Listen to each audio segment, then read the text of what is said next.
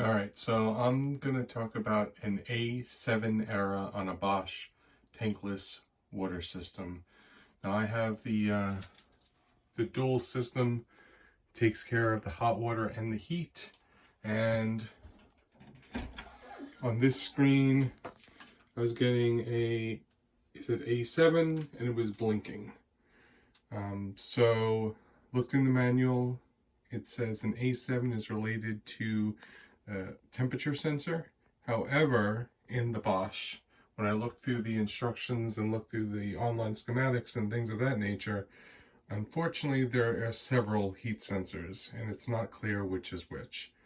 And I could find nothing online to help me. So here's a little, hopefully some information that'll help others. So if you get the flashing A7 and it continues to beep, what you can do is, firstly, I would just turn it off and on, see if that resets it. If it doesn't, then you're probably going to need to change the sensor. So first thing you could do, on the bottom of the unit, there's two screws, one on this side and one on the other side, and then that's all the screws. On top, there's a latch, and when you undo the latch, then you can take the whole front off. All right, so after you get it off, and just to see, there's a latch. You can see the latch up here. You just kind of push it off. If you can't get to it, step on a ladder, step on a chair, something like that, and then so just the two screws and the latch, and then the thing just pops off. Pretty easy. So unfortunately, in my searching, I found that there are multiple temperature sensors. It's not clear which one was the problem one in just looking online, because there's really no information online that I could find that was useful on this. So let me point out the sensors that I found. There's one here, and then there's one back here. So I changed one out at a time. Unfortunately, it ended up being the last one was the one that fixed it. So I probably replaced parts that didn't need to be replaced. It's not that big of a deal. I use supplyhome.com. I'll put a link in the description with more information.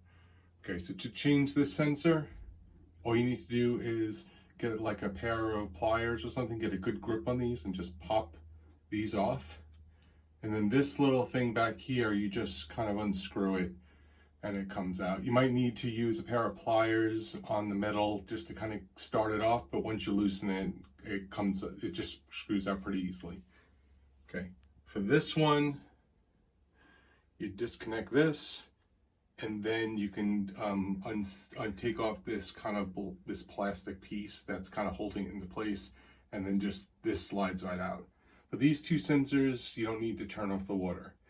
Like I said, I don't think these were the problem ones. These are just the first ones that I found, so I just did those. The one that I would recommend is back here. So to do that, you kind of push this. It's a little tricky to do one-handed. Okay, so you kind of slide that down, and this opens, and you can see it right here. Okay, so to take this out, this part does touch water. So you need to turn you need to stop water going into the system. So what I did is, down below, turn the cold water off so it wouldn't come in, turned on the sink, and just drained all the water out. There's still a little bit left, but not a big problem. But just leave the drain open and turn the water off. If you're not 100% sure how to turn the water off from there, just turn the water off to the house, just to be sure.